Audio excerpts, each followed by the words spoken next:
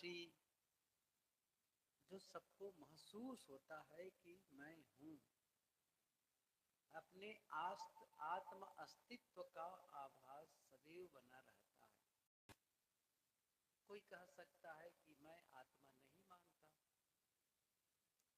आपका नहीं मानने से वो नहीं नहीं हो जाएगा, वो हाँ ही रहेगा।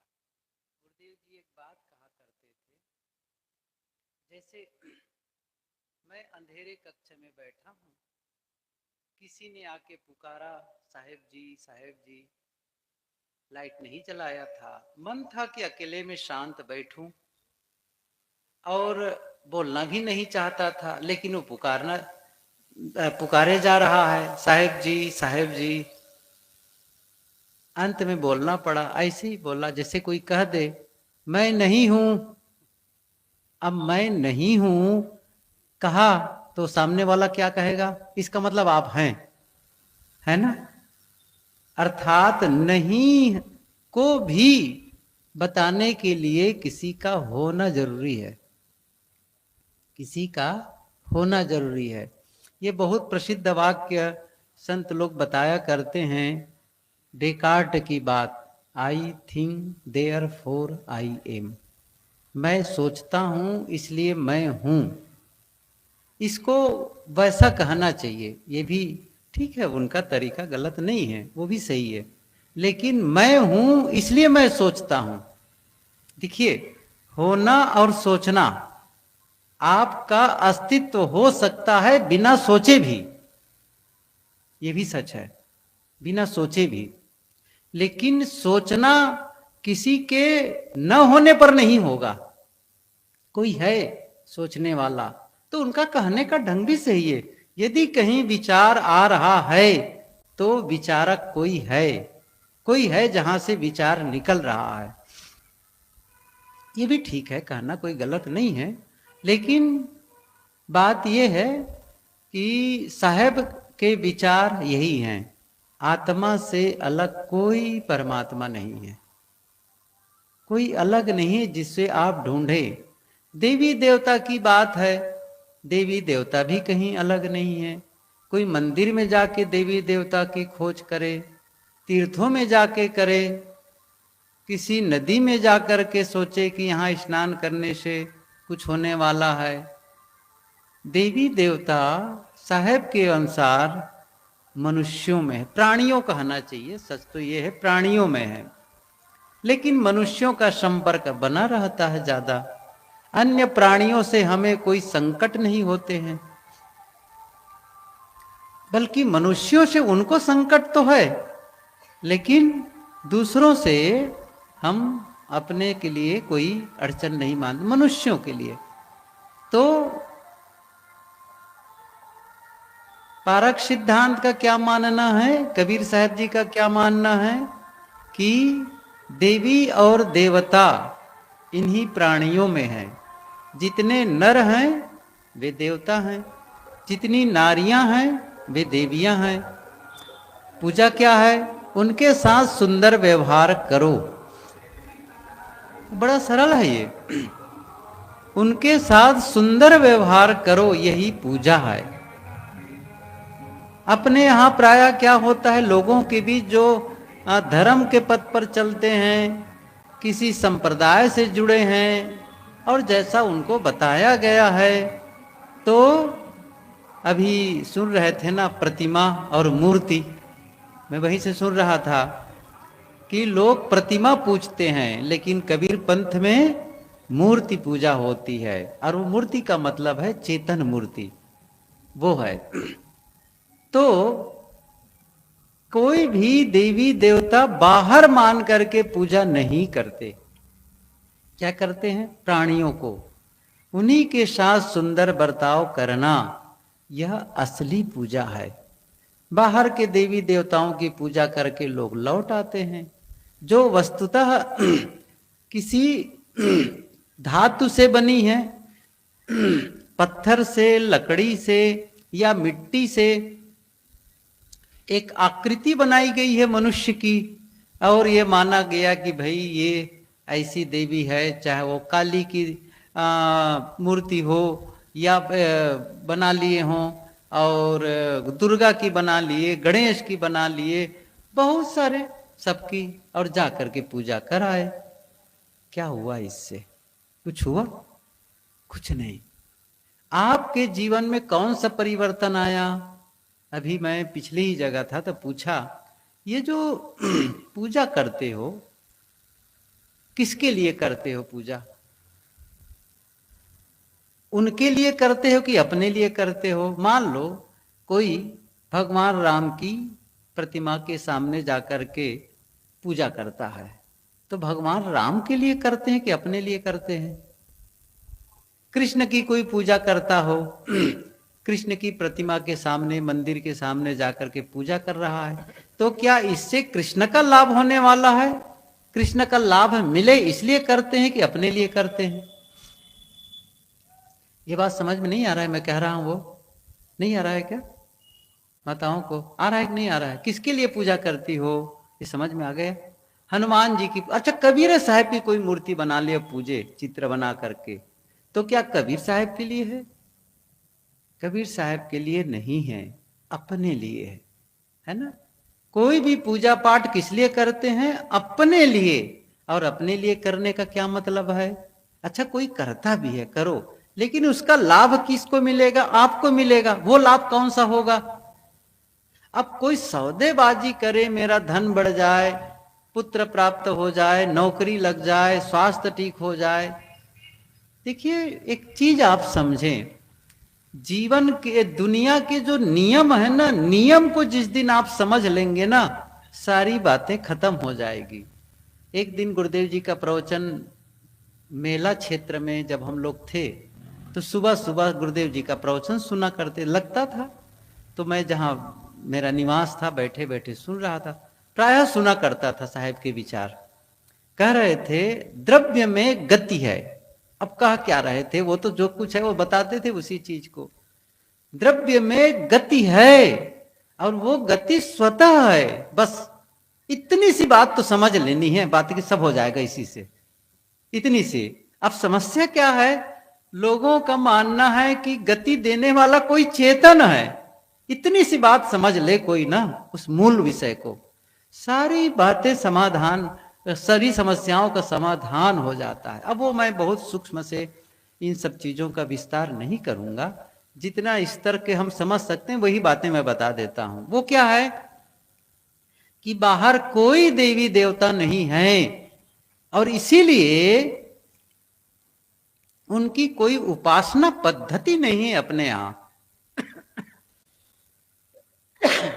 कबीर साहब जी के विचारों को पढ़ के जान सकते हैं आप। उनकी पूरी वाणियों में कोई उपासना पद्धति नहीं बताई गई है। ये कहा गया है संत महंतो सुमरो सोई, तेही साहेब के लागव साथा, दुई दुख मेट के हो सना था। लेकिन कोई कर्म कांड का विधान नहीं बताया गया है, ऐसा नहीं किया गया है।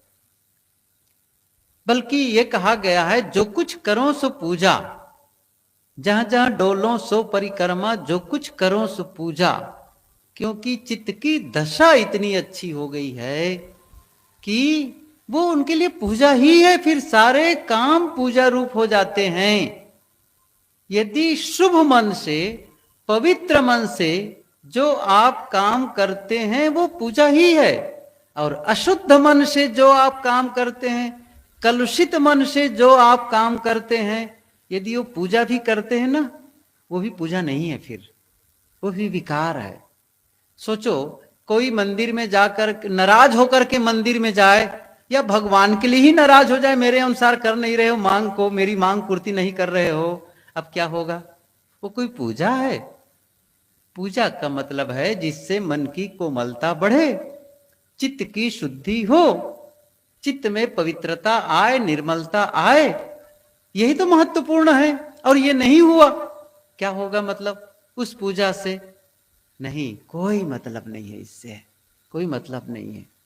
आप खुद झांकें, क्या मेरे भीतर की पवित्रता बढ़ रही है, मेरे अंदर की कोमलता बढ़ रही है, मेरे शब्दों में सुधार आ रहा है।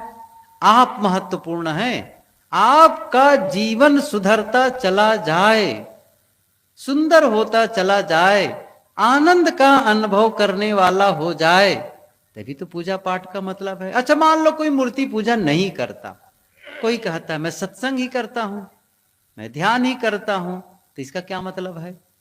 ठीक है, कोई ईश्वर बाहर मानता है, कोई ईश्वर घट में मानता है, कोई देवी देवता मंदिर मूर्ति में किसी पत्थर इत्यादि के में बना करके मान लेता है, और कोई कहता है नहीं, चेतन प्राणी ही है। एक बात ध्यान रखो, चाहे ईश्वर अलग मानो, चाहे भीतर में मानो, करना क्या है? दोनों को एक ही काम करना है, चित्त की शुद्धि, अंतस की पवित्रता। अब एक आदमी बाहर मान के भटक रहा है उनके आशीर्वाद के लिए, यही अंतर है। क्या है? वो भटक रहा है, वो मिलेंगे तब मेरा जीवन संवरेगा, उनकी कृपा होगी तब। लेकिन जो भीतर मानने वाला है वो क्या कहते हैं? नहीं, यह मेरी जिम्मेदारी है, मैं जैसा करता हूं उसका फल मुझे मिलता है, इसलिए बाहर नहीं भटकता है। लेकिन हम सभी जानते हैं कि कई ऐसे लोग होते हैं जो इस प्रकार की पूजा पाठ में तो नहीं उलझे हैं, लेकिन फिर भी उनका जीवन देखो बड़ा कलुषित है, शब्दों का चयन भी सही नहीं है। देखो, साहब अपने समय भी ये बात कहे हैं, कबीर साहब के समय को देखो, कितने साल, 100 साल पहले की बात है। वो जानते थे ना, उन्होंने एक पंक्ति कही है, साधु भया तो क्या भया, बोले ना ही विचार। अब साधु हो गए तो साधु हो गए तो उनसे तो अपेक्षा की जाती है, कबीर साहब के विचारों से परिचित हैं, उससे पूरी तरह अवगत हैं, कोई देवी देवताओं की पूजा पाठ नहीं करते, लेकिन का काम पूरा कर लिया है। तब साहब को कहना पड़ा, साधु का कपड़ा तो पहन लिए, लेकिन विचार पूर्वक बोलना नहीं सीख पाए हो। अच्छा, क्या कर रहे हो? बहुत बड़ी बात साहब कह देते हैं, हते पराई आत्मा जीभ बांध तलवार। ये कितना अलंकारिक ढंग से, मतलब उनको सूझते कैसे, ये बातें कहने का ढंग तो देखो, कितना गजब की बात साहब कहते हैं। हाथ में तलवार लेकर लोग एक दूसरे को मारते हैं, खास करके लड़ाई के समय ऐसा होता रहा। साहब कहते हैं वैसा तो नहीं कर रहे हो कि हाथ में तलवार लेकर किसी की हत्या कर रहे हो, लेकिन जीभ बांध तलवार। देखो उनका ढंग, फिर से मैं कह रहा हूं, ये पंक्ति कितना अट्रैक्टिव है। क्या कह रहे हैं? साधु भया तो क्या भया, बोले ना ही विचार। अर्थ भी करने की जरूरत नहीं है। क्या कह रहे हैं? हते पराई आत्मा जीभ बांध तलवार। अब सोचो, जीभ में तलवार बांध करके किसी आत्मा की हत्या कर रहे हो, उसको दुख पहुंचा रहे हो, इसका मतलब है आपका शब्द इतने कटुतापूर्ण हैं, इतने दुखदायक हैं, इतने आहत करने वाले हैं। होता नहीं है? कितनी बातें होती हैं, कहते नहीं है, कहीं औजार से कहीं कोई चोट लग जाए तो उसका घाव तो भर जाता है, लेकिन ये शब्दों का घाव। साहब की पंक्ति भी है, एक शब्द करे औषधि, एक शब्द करे घाव, ये तो साहब ने कहा भी है। बहुत सारी बातें हम लोग, असल में क्या होता है, साहब की बातों को पढ़ते ही नहीं है। मैं सही बताऊं, जब पढ़ेंगे, देखो करते कितना है ये सेकेंडरी है। मैं एक बात बताऊं आपको, कुछ लोग क्या कहते हैं, अरे बहुत जान लेने से क्या होगा, बहुत पढ़ लेने से क्या होगा, आचरण में तो आना चाहिए। मैं उनसे पूछता हूं, अच्छा आचरण में कब आएगा? अच्छा छोड़ दो, सत्संग छोड़ दो, पढ़ाई छोड़ दो, तब आ जाएगा आचरण में? अच्छा तब भी तो नहीं आएगा। अच्छा, जो लोग पढ़ते नहीं हैं और जो लोग सत्संग से जुड़े नहीं हैं, क्या वो एकदम पवित्र हो गए हैं? ऐसा कुछ नहीं है। मेरा मतलब है यही है, यही विचार आपको धकाएगा, यही है जो प्रेरित करेगा। नहीं है अभी, कोई बात नहीं, हमारी वो ऊंचाई नहीं है, हमारे में वो जो विचार, अच्छे विचार हमारा जीवन का हिस्सा नहीं है। लेकिन वो कब बनेगा? जब ये विचार फिर सुनते रहेंगे, कभी तो होगा, मन में आएगा, इतने दिन से मैं सुन रहा हूं, कुछ तो जागृति आएगी। नहीं, मुझे बदलना है, मुझे जगना है, मुझे गलत नहीं करना है। ये चेतना कभी तो जगेगी, कभी तो चोट लगेगी। अब बिल्कुल डिस्कनेक्ट हो गए तब तो संभावना ही खत्म हो गई। नहीं, ऐसा नहीं करना है, जुड़े रहना है।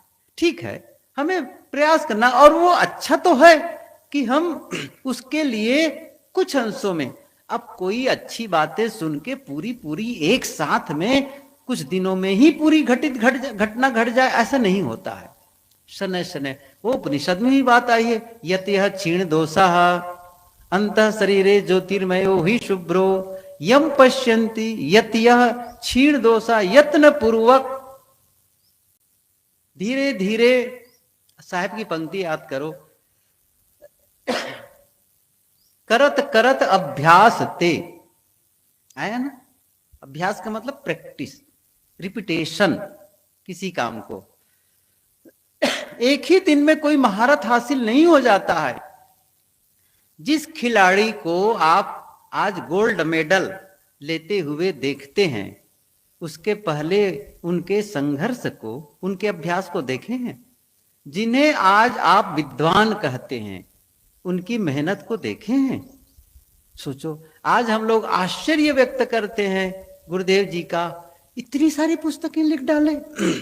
समझ रहे हैं ना? इतनी सारी पुस्तकें लिख डाले, कैसे लिख डाले? इतना काम कर डाले, कैसे कर डाले? उसके पीछे की मेहनत को देखे। मैं ज्यादा तो नहीं जानता, लेकिन जब वेद लिख रहे थे गुरुदेव जी, वेद क्या कहते हैं, उस समय जब हम लोग मिलने जाते थे किसी काम से, उनकी विशेषता क्या थी, कक्ष के सामने खड़े हो जाते थे, दरवाजे के पास में।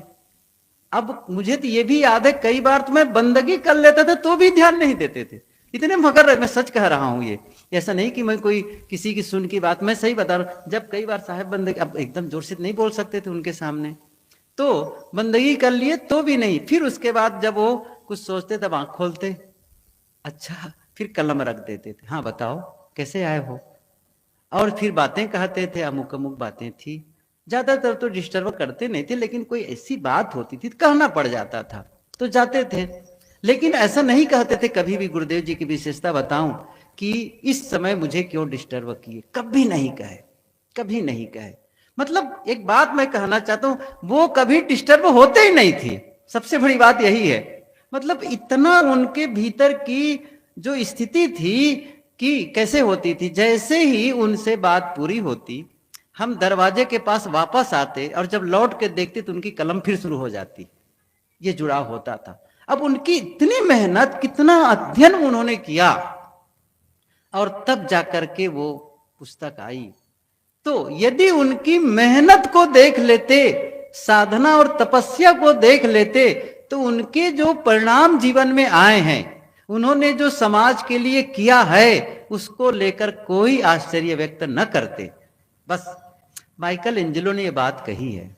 माइकल एंजेलो का उदाहरण कभी कभी दिया करता हूं, आज अवसर नहीं है उसको देने का, लेकिन वो विश्व प्रसिद्ध चित्रकार और मूर्तिकार दोनों, वो चित्रकारी भी बहुत बढ़िया करते थे। आज भी उनकी बनाई मूर्ति वहां इटली के फ्लोरेंस नगरी के एक म्यूजियम में स्थापित है, और डेविड की जो मूर्ति बनाई है वो तो आज भी आप गूगल में देख सकते हैं। अभी भी मैं तो एक दिन पढ़ रहा था उनके विषय में, फिर से माइकल एंजेलो के विषय में, तो फिर से मैंने कहा डेविड की मूर्ति बड़ी प्रसिद्ध है, तो मैंने सर्च किया गूगल में, एकदम से सामने आ गया, 17 फीट ऊंचा, बहुत लंबा मूर्ति, एकदम निर्वस्त्र है, बहुत बढ़िया बना है वो।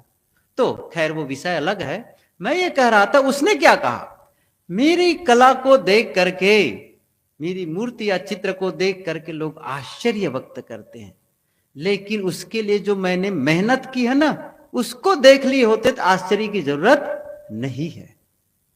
प्रसंग ये था कि हम सभी अपने जीवन में भी यदि ये निर्णय ले लें, कोई बात नहीं, मैं थोड़ा थोड़ा शुरू करूं। मैं तो कहा था ना कि आज जिनको आप टॉप में पहुंचे हुए देखते हैं, कितना अभ्यास किया उसने, बहुत किया है। हम लोग कितना करते हैं देखो जरा से। कई बार मैंने पूछा इस बात को कि लोग क्या कहते हैं, सुख शांति का जीवन, यही तो होता है ना, सुख शांति का जीवन, आनंद का अनुभव करूं, मैं अपने मन में शांति का अनुभव करूं। अब सोचो जरा से, ये सबकी कामना होती है, लेकिन उसके लिए कितना समय निकाले आप? सुबह उठते हैं, दैनिक क्रियाकलापों को आप कर लेते हैं, शौच निपट लिए, ब्रश कर लिए, दतौन कर लिए, स्नान कर लिए, घर का काम निपटा लिए, फिर कुछ खा पी करके या टिफिन लेकर के आप चले गए काम में, ठीक है। अच्छा, काम से लौटे शाम तक के, फिर क्या किए? फिर थोड़ा से बाल बच्चों से मिले जुले, कुछ टीवी इत्यादि देखे, और फिर भोजन पानी कर लिए, और कुछ बातचीत करते हुए बिस्तर पर चले गए, हो गया। यही तो है रोजमर्रा का नियम, यही सब तो करते हैं। अब ये बताइए, इस पूरे रूटीन में, दैनंदिनी में आप देखेंगे अपने जीवन को, कौन सा ऐसा समय आपने निकाला जिससे आपने कहा यह मेरी शांति की साधना के लिए है? कितने लोग निकालते हैं? बहुत कम लोग, शायद ही कोई निकालता, बहुत ही कोई होगा रेयर केस में। जब आप उसकी साधना ही नहीं करेंगे तो आपको लाभ कैसे मिलेगा?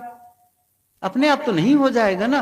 अपने आप खेती नहीं होती, अपने आप दुकान नहीं चलती है, अपने आप ऐसा थोड़ी कि आप ऑफिस में, ठीक है, आपकी ड्यूटी लग गई, आपकी नौकरी लग गई और ऑफिस जाना बंद कर दो, क्या तनख्वाह आपके अकाउंट में आ जाएगी?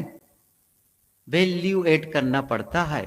पैसा वही को मिलता है जो वैल्यू एड करता है समाज के लिए, उसको मिलता है। तो मैं इसको थोड़ा सा इस ढंग से बताऊं। कैसे बताऊं? जैसे एक आदमी है, वो क्या चाहता है? मैं नई भाषा सीखूं। एक दूसरा आदमी क्या कह रहा है? मैं कोई संगीत में कोई वाद्य यंत्र बजाना सीखूं या गाना सीखूं। ऐसा उन्होंने मान के रखा। क्या रखा? मैं संगीत सीखना चाहता हूं, गीत गाना सीखना चाहता हूं, कोई यंत्र बजाना, इंस्ट्रूमेंट बजाना चाहता हूं। ऐसा उसने निर्णय लिया। किसी ने कहा मैं नई भाषा सीखना चाहता हूं। अच्छा, उसके बाद क्या करता है? वो रोज का वही काम है उसका, दैनिक का। सुबह उठना, घर का काम करके फिर काम में जाना, काम से लौटना। और क्या कहता है? इतना नहीं कहता, क्या कहता है? कहता है मैं सारे काम ईमानदारी पूर्वक करता हूं, और करता भी है, ये भी सच है। और सबके साथ सुंदर व्यवहार करता हूं, ये भी सच है। सबके साथ सुंदर व्यवहार करता है, सारे काम ईमानदारी पूर्वक करता है ना। वो गलत खाता पीता नहीं है, ये नहीं है कि बीड़ी तमाकू गांजा भांग पीता खाता है, नहीं। खाने में भी संयम, सब कुछ बढ़िया। इन सब के बावजूद वह आदमी नई भाषा नहीं सीख सकता है। समझ रहे हैं मैं क्या कहना चाह रहा हूं? साफ है ना? ये बड़े ईमानदारी से काम करो, भले सबके साथ सुंदर व्यवहार करो, भले संयममय जीवन जी रहे, क्या इसके साथ में आप नई भाषा सीख जाओगे? क्या आप कोई संगीत सीख जाओगे? नहीं सीखोगे। क्या करना पड़ेगा? सारे काम बढ़िया करने के बावजूद आपको संगीत के लिए समय देना पड़ेगा, नई भाषा सीखने के लिए समय देना पड़ेगा। ऐसे ही है ये। आप कहेंगे मैं तो सबके साथ बढ़िया कर रहा हूं, अपनी ड्यूटी से ड्यूटी करता हूं, हक हलाल की कमाई खाता हूं। शांति की साधना किए? शायद नहीं किए। आत्म साधना किए? नहीं किए। और एक पंक्ति को याद रखिए, मैं जो कहने जा रहा हूं, जो आप जीवन में अनुभव करना चाहते हैं उसका आप अभ्यास करें, अभ्यास करें। ज्यादातर क्या होता है, लोग तमाम पूजा पाठ, देवी देवता, टोना टोटका, क्या बताऊं, अब हमारे साथी लोग बहुत इस पर बता देते हैं, इसलिए मैं इस पर विस्तार भी नहीं करता हूं। नहीं तो बहुत सारा इन सब में अंधविश्वास में लोग भटके हुए हैं। नहीं, साहब का सिद्धांत पढ़ो, साहब के बारे में उसके विचारों को सुनोगे तो न तो आपको देवी देवताओं के लिए भटकना है, न पूजा पाठ में भटकना है, मंत्र तंत्र में भटकना है, कुछ नहीं। कोई भरोसा नहीं करनी है कि मैं तीर्थ में जाऊंगा या नदी में स्नान करूंगा तब मेरे पाप कटेंगे। अरे पाप मेरे बनाए हैं, मैं इसको ठीक करूंगा? कुछ नहीं। इसलिए सारे भ्रम और अंधविश्वास से, अभी मेरे साथी जब हम लोग कहीं जा रहे थे तो रास्ते में एक समाचार दिखाए। क्या दिखाए? अभी कुंभ मेला में जहां जाकर के लोग नहाते हैं ना, संगम में नहाते हैं, वहां का पानी इतना प्रदूषित हो चुका है कि स्नान करने लायक भी नहीं है। और उतना ही नहीं है, लोग क्या कर रहे हैं, बोतल में बड़े बड़े कैन में भर करके ले जा रहे हैं पीने के लिए। अब जो पानी स्नान के लायक न हो उसको पिए। किस लिए पिए? पाप कटेगा। कितनी दुर्बुद्धि है बताओ, है ना। और भटकाने वाले कौन है? कौन है भटकाने वाले, समझ रहे ना? ये जो भगदड़ मचा, अभी भी जो कुंभ मेला में वहां पर भीड़ कम नहीं हो रही है, ये केवल दो लोगों की गलती है, बस दो लोगों की। बताऊं कौन कौन है? एक है धर्म नेता और दूसरा है राजनेता। ये दोनों मिल करके देश को रसातल में ले जाना चाहते हैं। ये सच्ची बात है। ये दोनों मिलकर के, ये धर्म नेता और राजनेता कहीं ठीक हो जाए ना, तो हमारा देश बहुत जल्दी प्रगति कर ले जाए, बहुत जल्दी प्रगति कर ले जाए। ये इतनी 144 साल ये जो हल्ला मचा दिया है ना, 144 साल के बाद ऐसा अवसर आया है। आपके जीवन भर में कभी अवसर आने वाला नहीं है। अमृत स्नान कर लो। क्या दशा हुई और अभी भी क्या हो रही है, मतलब कमाल का भटकाने वाले हैं। और दुनिया को तो ऐसे ही है, फ्री में कुछ मिल जाए बस, है ना, बिना किए कुछ ना करना पड़े और सब मिल जाए।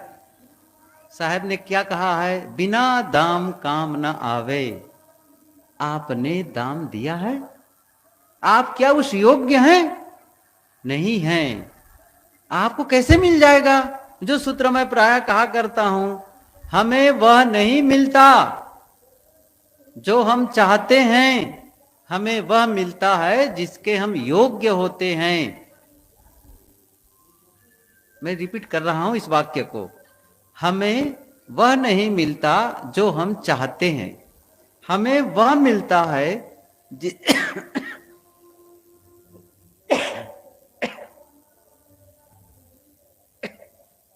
जिसके हम योग्य होते हैं।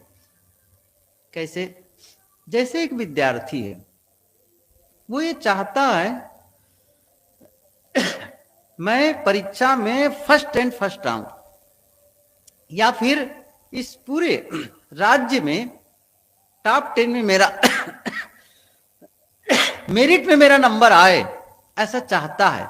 क्या चाहने से आ जाएगा? कब आएगा? जब उसकी योग्यता होगी। योग्यता को विकसित कर सकते हैं अपनी, ये सबसे बड़ी बात है। हम अपनी योग्यता को विकसित कर सकते हैं, उस योग्य बन सकते हैं जो हम चाहते हैं। लेकिन चाहने मात्र से नहीं होगा।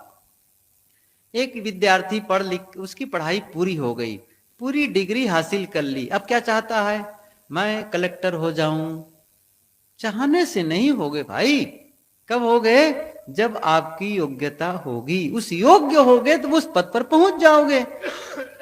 ऐसे थोड़ी हो जाओगे, नहीं। जैसे बाहर एक गाड़ी खड़ी है, कार, मैं वहां जाकर खड़ा हो जाऊं और ये कहूं ऐसी कार मैं चाहता हूं, तब मुझे क्या प्रश्न पूछना चाहिए? क्या इस कार को पाने की योग्यता मेरे में है?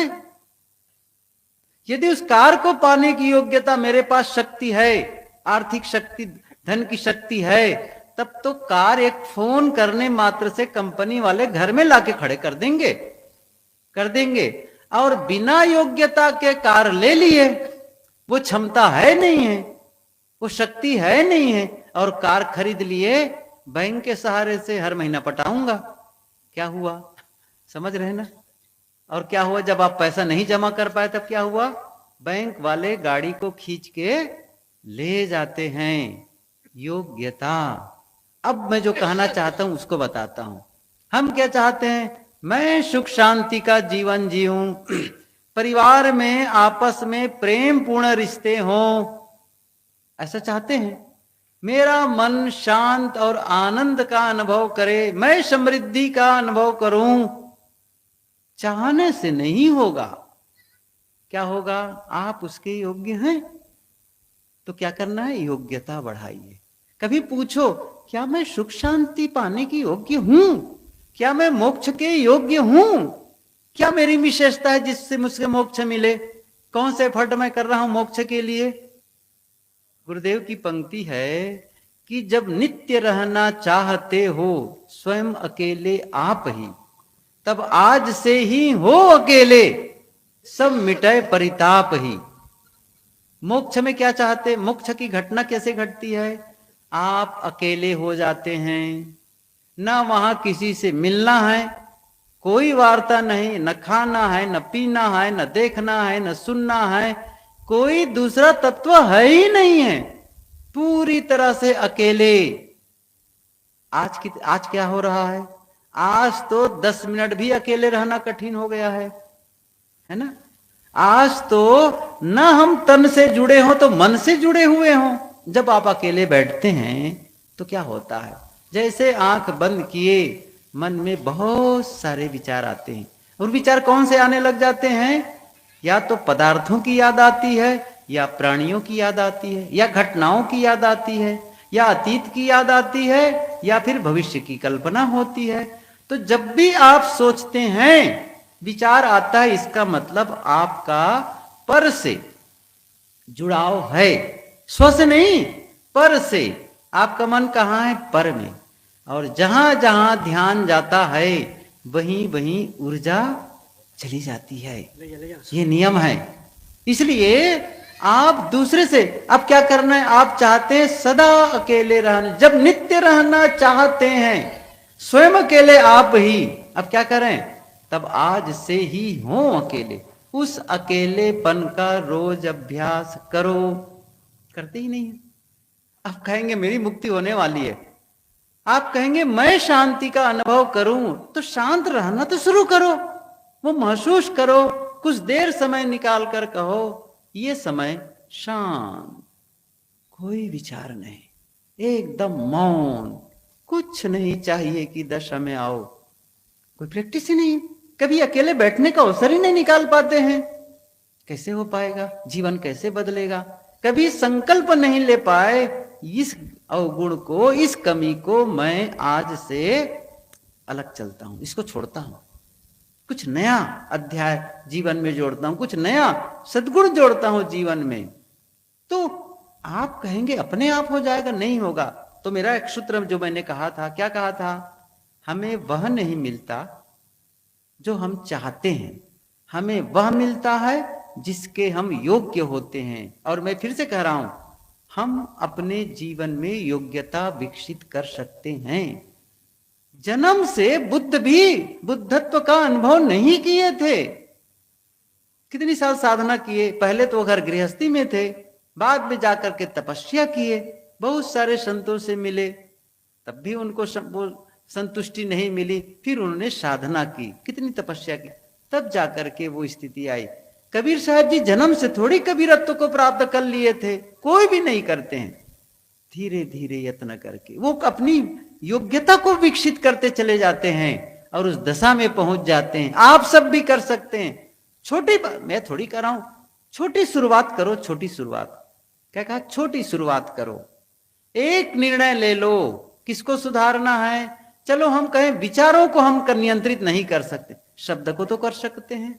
आप कहेंगे मन में तो बहुत सारे विचार चलते रहते हैं, उसे नियंत्रण करना तो बहुत मुश्किल है। ये तो गीता में बात आई है, वायुरुष दुष्करम चंचलम ही मना कृष्ण परमाथि बलवत दृढ़म, ये भी कहा गया है। नहीं कर सकते, मैं मान गया, लेकिन शब्दों को तो आप नियंत्रित कर सकते हैं। कम बोल सकते हैं, धीरे बोल सकते हैं, काम के शब्द बोल सकते हैं, मौन रह सकते हैं। नहीं करते हैं। न शब्द की साधना, न मन की साधना, न इंद्रियों की साधना, न खाने पीने में संयम। अपने आप तो नहीं होगा, सही है, अपने आप नहीं होगा। ये मेहनत करनी पड़ेगी, रोज करो थोड़ी देर बैठ करके। नहीं, यह मेरा आधे घंटे का टाइम, 1 घंटे का टाइम अपने जीवन को संवारने के लिए है, अपने मन को तराशने के लिए है। ये थोड़ा समय निकालो। और मैंने कहा ना कि अपनी योग्यता को विकसित करो। और एक दूसरी बात, मैं बहुत कठोर वाली बात बताने जा रहा हूं, बहुत कठोर है एक वाक्य जो कहने जा रहा हूं। यदि आप वर्तमान में दुखी हैं, अशांत हैं, बीमार हैं, गरीब हैं, या आपस में लड़ाई और झगड़े में फंसे हुए हैं, इसका मतलब समझ रहे हैं? आप उसी की योग्य हैं। कठोर है ना, इसको संभालना। आप उसी की योग्य हैं। आपने ही उसको आमंत्रित किया, आपने ही उसको पैदा किया है अपने जीवन में। और मैंने कहा ना, आप जिसके योग्य होते हैं वह मिलता। आप दुख के योग्य थे, इसलिए दुख मिला। लेकिन साथ साथ मैं यह भी बता देना चाहता हूं, आप में यह भी योग्यता है कि आप दुख को छोड़ करके सुख में भी जा सकते हैं। और मैंने कल कहा था ना, मन पसंद के रास्ता चुनने की स्वतंत्रता। कभी भी उस रास्ते से आप यू टर्न ले सकते हैं, कभी भी शब्दों का बदलाव कर सकते हैं, कभी भी अपने कर्मों में बदलाव कर सकते हैं। निर्णय ले लो बस, नहीं जी ऐसे शब्दों का प्रयोग नहीं करना है, नहीं अब मुझे ऐसे काम नहीं करना है, अब मेरे खुद के लिए समय निकालना है। रोज थोड़ी देर बैठ के मैं अध्ययन करूंगा, रोज थोड़ा सा साधना करूंगा, ध्यान करूंगा, थोड़ा सत्संग सुन लूंगा और अकेले में चुप बैठूंगा। उस समय न पढ़ाई करूंगा, उस समय न सत्संग सुनूंगा, बस शांत, एकदम मौन। अभ्यास करो थोड़ी देर के लिए।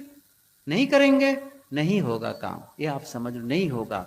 और थोड़ा सा चिंतन, ध्यान दो मैंने क्या क्या कहा, स्वाध्याय, सत्संग, है ना, ये प्रारंभिक है। फिर उसके पश्चात में क्या कहा, ध्यान, और उसके पहले ध्यान के चिंतन। चिंतन, और चिंतन का मतलब होता है, गुरुदेव जी कहते थे, वास्तविकता को सोचना। एक है मनोविलास, कोई बहुत रजोगुणी वाला सोच रहा है ऐसा हो जाए, वैसा कर लूंगा, इतना धन बढ़ जाएगा, इतना बड़ा मकान हो जाएगा, ऐसी हो जाएगी, बड़ा ये रजोगुणी वृत्ति, और विस्तार और विस्तार। अरे संसार से चाहिए क्या? आप देखो गुरुदेव जी कहते थे, पेट भर भोजन मिल जाए, तन में कपड़ा मिल जाए, रहने की कोई छाया मिल जाए, और मन शांत और प्रसन्न रहे, जीवन का काम पूरा हो गया। और क्या चाहिए आपको? पेट भर भोजन मिल रहा है, खाने को पहनने को कपड़े मिल रहे हैं, रहने के लिए जगह मिल गई है, और मन खुश रहता है, शांत प्रसन्न रहता है, हो गया ना संसार काम। लेकिन ये काम नहीं करेंगे लोग। क्या करेंगे? इतना बड़ा मकान चाहिए, इतनी कीमती कपड़े चाहिए, अब स्टैंडर्ड बढ़ाने में लग गए हैं, सही है ना। फिर जमा में और चाहिए और चाहिए, कितना और चाहिए। चाहे आप करोड़ों कमा लो, चाहे आप थोड़े कमा लो, अंत में छोड़ के जाना है। गुरुदेव जी कहते थे, किसको प्रगति कहते हो? किसको प्रगति कहते हो? अरे प्रगति का मतलब क्या निकलता है? उतनी तो चाहिए आपको। जैसे हमको भोजन चाहिए, भोजन चाहिए, कितनी रोटी चाहिए? ज्यादा से ज्यादा 4 रोटी चाहिए बस। और हमारे पास में 10,000 रोटियां रख दे, अब माने प्रगति हो गई। क्या करेंगे 10,000 रोटी को? अरे दूसरों में बांट दो, नहीं तो और परेशानी के कारण हो जाएगा। कपड़े चाहिए, अच्छा मैं पूछूं माताओं से, आपकी साड़ियां, आपके घर में आपकी साड़ी कितनी है? कितनी साड़ियां हैं आप लोगों के पास में? क्या कहेंगे? साहब जाके गिनना पड़ेगा, सही है ना। और सच बताऊं, 2-3 साल भी कपड़े ना खरीदे तो भी पर्याप्त कपड़े हैं। लेकिन अभी जाने दो तीजा, नहीं मुझे कपड़े चाहिए सही है ना। और सोने चांदी गहने बनाए रखते हैं। और कई लोग बड़े बड़े शहरों में जानता हूं, मुझे बताया गया, मैं क्या जानूं उसे, असली गहने को लाकर्स में डाल देते हैं और नकली गहने पहनकर लोगों के बीच जाते हैं। अब बताओ, उस लाकर्स में चाहे वो सोना डाल के रखो चाहे पत्थर डाल के रखो, उससे क्या फर्क पड़ने वाला? जिसका उपयोग ही नहीं करना है तो मतलब क्या है? और पूरे जीवन में उपयोग नहीं करना है, कोई जरूरत है? मैं ये कह रहा था, मकान छोटा हो मकान बड़ा हो, काम चल जाता है। गाड़ी छोटी हो गाड़ी बड़ी हो, काम तो हो रहा है ना। अब यहां पर कोई अपनी गाड़ी से आए हैं, एयर कंडीशन गाड़ी से, कोई बस से आया होगा, कोई मोटरसाइकिल से आया होगा, कोई साइकिल से आया होगा, कुछ लोग पैदल आए होंगे। आने का काम पूरा। उसके बाद क्या करना है? सत्संग से लाभ। अब सत्संग से लाभ उसको भी मिल रहा है जो गाड़ी से आए हैं, मोटरसाइकिल उसको भी मिल रहा है, अच्छा पैदल आए उसको नहीं मिल रहा है, नहीं मिल रहा है, उसको भी मिल रहा है। इसका मतलब मैं ये कहना चाहता हूं, जो सादा भोजन करके जीवन बिता रहा है वह भी जीवन का लाभ ले सकता है, कल्याण का काम कर सकता है। और बहुत ज्यादा जिसको क्वालिटी मानते हैं वैसा भोजन करने वाला भी वही काम कर सकता है। ये थोड़ी है अरे बहुत स्टैंडर्ड भोजन करने वाले बढ़िया भजन करेंगे, ऐसा है क्या? जो रोज दूध मलाई काजू किशमिश खाता है वो बढ़िया भजन करेगा, जो सादा भोजन दाल भात रोटी सब्जी खाता है वो भजन नहीं कर पाएगा, ऐसा कोई नियम है? जिसके शरीर में 1000 रुपये मीटर का कपड़ा है उससे भजन बढ़िया होगा, और जिसके शरीर में 200 रुपये मीटर का कपड़ा है वो भजन नहीं कर पाएगा, ऐसा कोई बांडेड है? भजन करने का सबको अवसर है तो वो कर लो बस। अब क्वालिटी स्टैंडर्ड बढ़ाने में आप जीवन को खपाए चले जा रहे हो, क्यों खपा रहे हो? कुछ नहीं है। मेरा मतलब ये नहीं है कि आप अपने लिए धन की वृद्धि ना करो, बढ़िया मकान ना, सब कुछ करो, लेकिन अपने को खो कर नहीं, ये ध्यान दो, अपने को बेच कर नहीं, अपने समय को अपनी जिंदगी को बेचे चले जा रहे हो उसके लिए, जिससे आप पा करके अपने को खो रहे हो, अपने को बेच रहे हो, उन सबको देकर आप लौटान। गुरुदेव जी ने ये बात लिखी है, कभी आप बीजक व्याख्या पढ़ें, कबहुन भयउ संग और साथा, इसकी व्याख्या में लिखते हैं गुरुदेव जी, क्या लिख रहे हैं? लिखे हैं कि आप जीवन में जो आपको समय मिला है, जो जीवन मिला है और शक्ति मिली है, उसमें आप धन कमा सकते हैं और बहुत सारी पढ़ाई लिखाई विद्या अर्जित कर सकते हैं, ऊंचे पद पर जा सकते हैं, बहुत कुछ कर सकते हैं, लेकिन उन सबको देकर अपने जीवन के समय को लौटा नहीं सकते हैं। कितनी बात साहब कह रहे हैं, कहां लगा रहे हैं अपने समय को?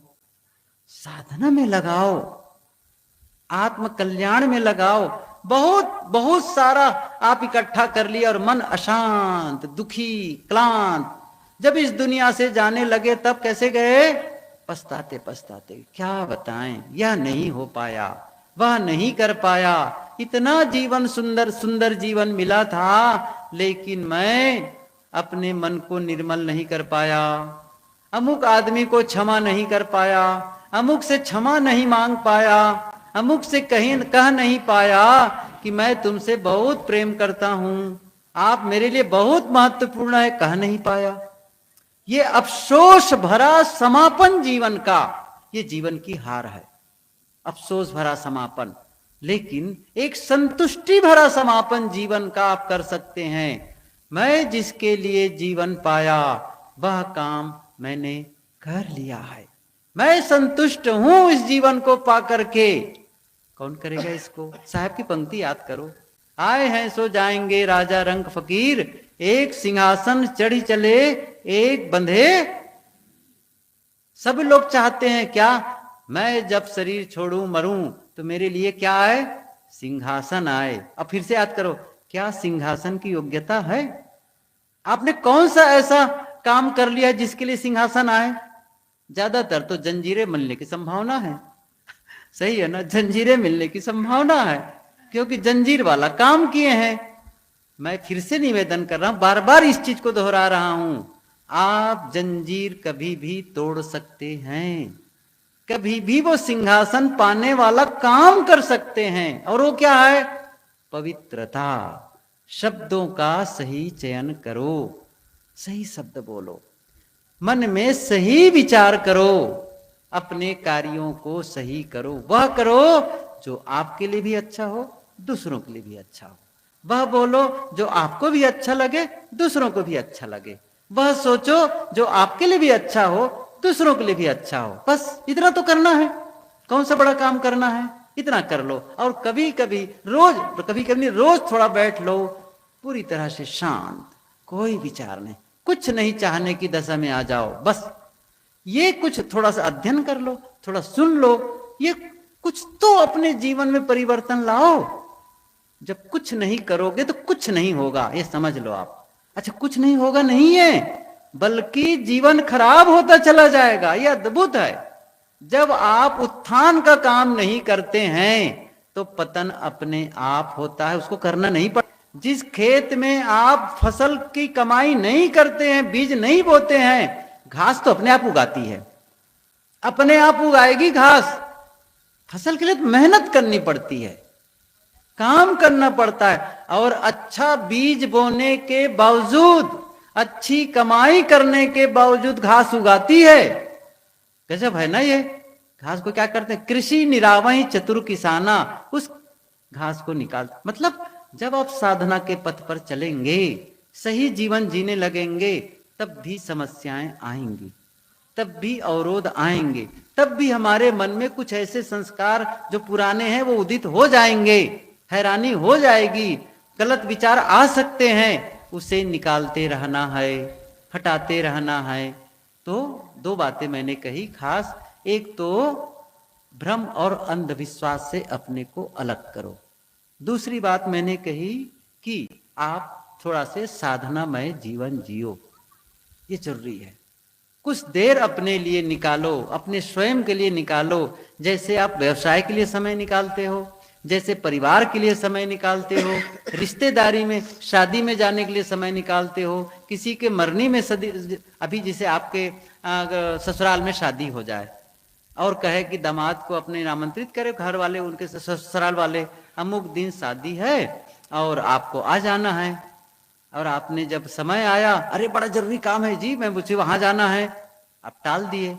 बाद में 2 दिन के शादी के बाद पहुंचे ससुराल में, तब आपकी सासू माँ आपकी आरती उतारेगी, दमाद बाबू दुलरू बड़ा समय से आ गए कह के। समझ रहे हो कितना गलत मानेगी वो, और क्या कहे, मुझे समय नहीं मिला शादी में आने का। सुनवाई होगी वहां, आपका बहाना चलेगा? नहीं चलने वाला है।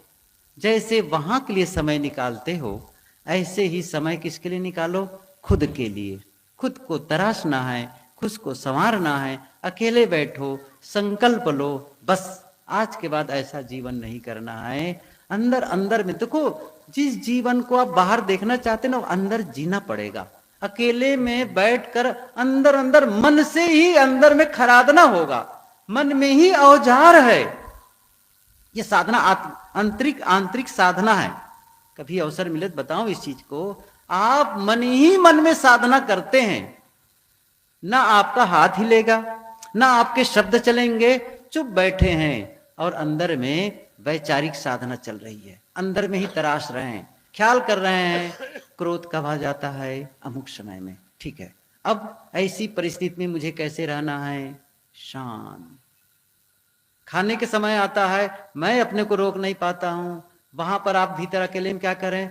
मुझे संयम, शांत, कोई आकर्षण नहीं। अंदर अंदर क्या करें? जी रहे हैं उस चीज को जो आप बाहर देखना चाहते हैं ना जीवन में, उसे आप अंदर जी रहे हैं पहले। इसका अभ्यास भीतर भीतर करने लगेंगे, और ये साधना जो नहीं करेगा ना, उसकी आध्यात्मिक प्रगति नहीं होगी, ये आप जान के चलो। क्रोध करने वाला आदमी जीवन भर क्रोध करता रहेगा। अश्लीलता में जीवन जीने वाला वो वैसे ही रहेगा, अंदर में विकार बना ही रहेगा। लेकिन अंदर में जिसने मेहनत की, अकेले में भीतर भीतर, जिसको साहब ने कहा ना, धुआं न प्रगट होए, वो दिखाई नहीं देगा लोगों को, नहीं देगा, लेकिन आप भीतर शांत, और वो तराश रहे हैं, वो खुरदरे हिस्से को तराश रहे हैं भीतर भीतर में। नहीं, ऐसा जीवन, मेरे शब्द ऐसे निकलना चाहिए। भीतर में बोल रहे हैं अपने आप को, खुद को सुना रहे हैं।